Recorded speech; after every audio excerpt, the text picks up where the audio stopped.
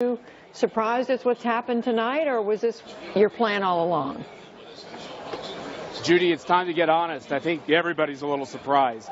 I think some of us thought he could eke out a win, but I didn't think that it would be so overwhelming. Now, it's not over, and he's not at 270, but it sure looks like there's 2 or 3 states that are ready to fall into his column. And I think more what we see from these returns is that even in states with large Hispanic populations, even in purple states, even in blue states, in ruby red states, the message from the voters seems very clear, which is we want change, and we want Washington to change.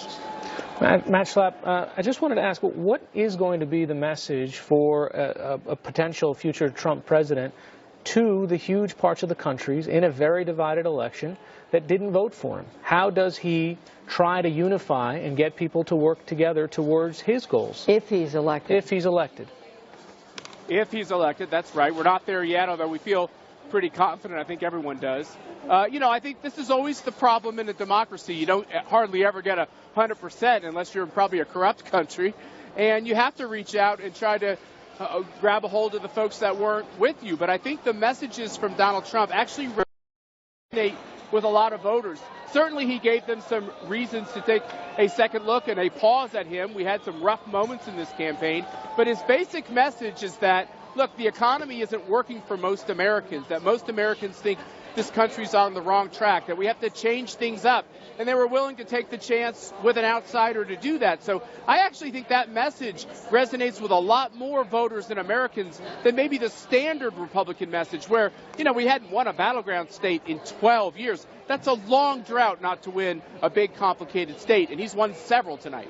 Matt Schlapp, so what is the message of this campaign, of this election night? I was going to say, we all know.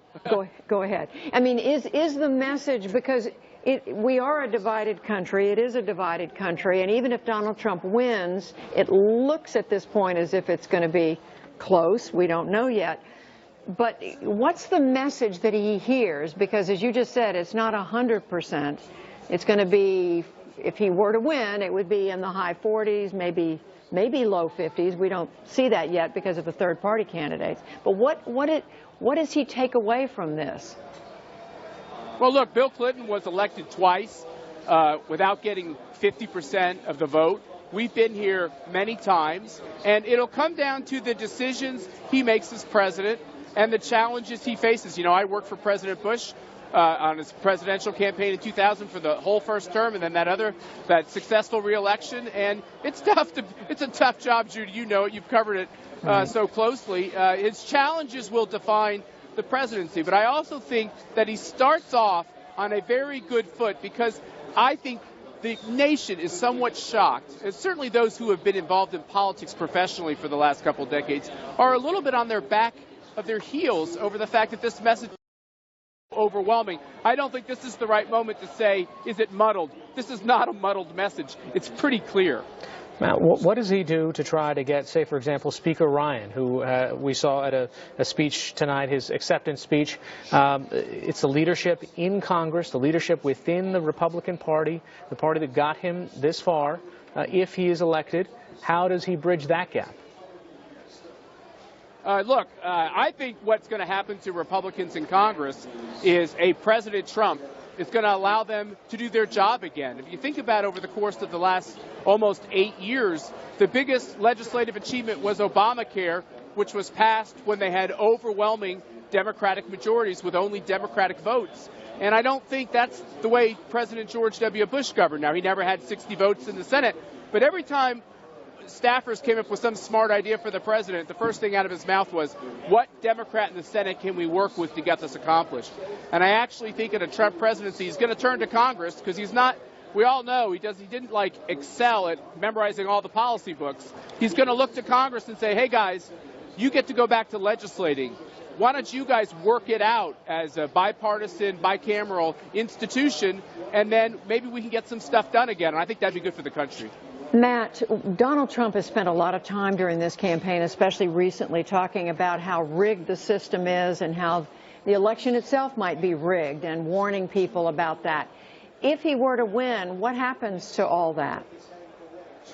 Well, you know, Judy, this might shock you, but there's a lot of people across this country who say, why is it that the major broadcast polls had Hillary Clinton up 4 to 6 points before this evening? You have to look at that process and say, why did people get this so wrong? Why did they get these battleground states so wrong? Why a couple weeks ago did people say this race was over? Why when I did television interviews this morning and yesterday, did people, when the cameras are off, say, how are you going to take it when you lose tomorrow? Will Donald Trump concede on election night? You know, that type of coverage bothers people. And I think the American people were sending a message to the pollsters and to the professional political class, hey, we get to determine who our president is. And let's face it, there was a silent Trump vote that didn't show up in the polls, and Republicans and conservatives came home to Donald Trump. You said there's a silent Trump vote, so you're saying people just did not level with pollsters? Is that what you're saying? You all tell me. I mean, why were the polls for NBC, CBS, ABC, CNN, why were they so disastrously off? It's either that the respondents weren't being candid, or they weren't contacting those voters that had been excited by the Trump message, and they didn't get registered in the polls. Maybe I'm not smart enough tonight to know what happened, but one of those things happened, and I think we have to look at ourselves, everybody who's involved in the media, and say, why didn't we call this race accurately? Well, I'm trying to understand, when he says everything is rigged, you're saying he's referring to the news media being rigged, basically. Yeah, I think that was his overwhelming sentiment, which is that, look, you're not being leveled with. You're not being leveled with by Washington, D.C., and you're not being leveled with the people who are covering the race. And I don't know why most people got this so wrong, but I think it's great in a democracy that the voters in the end have the final say. Well, we're going to have a lot of conversations about certainly what went wrong, if the polling turns out to be wrong, which it appears, at least in part it is. You know, we're not at 270 yet, but the polling, we all have to admit on this show, it was wrong. Matt Schlapp at Trump headquarters, thank you very much. Good to talk to you. Thanks for having me. Great to talk with you. I'm not admitting it. I think there's a nuance here, right? Again, in most of the polling, she was at 47. She was, and there's undecided votes. There's undecided voters and there's third-party voters, right? It is. People break late, right? I mean, the polling is not going to catch everyone who breaks late. We do have people in this race, in campaigns, who break late. Clearly, the late breakers broke heavily for him. She got about where she was in all the national polls. All right. Let's 8 minutes after 1 o'clock in the morning, but who's counting? And we're still waiting to find out the results of this, or at least the outcome of this election. Let's go back to Lisa Desjardins and Nathan Gonzalez. All right, something that we think we now need to start talking about is the possibility of recounts in a few of these states, Nathan. So let me go through what the automatic triggers are. Not every state has an automatic trigger, by the way, but a few important ones do. So we've got a graphic built up because this can get a little bit complicated. We asked about, Hari was talking about Michigan earlier. Right there, an automatic recount is triggered in the state of Michigan if the difference in the final results is 2,000 votes or fewer. In Florida, automatic trigger is at 0.5 percentage point or less. The same in Pennsylvania.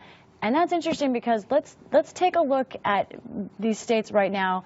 Let's go to a state that does not have an automatic recount trigger, New Hampshire. What does the presidential race look like in New Hampshire at this moment, 1:09 a.m. Eastern time? It is pretty darn close. Look at that.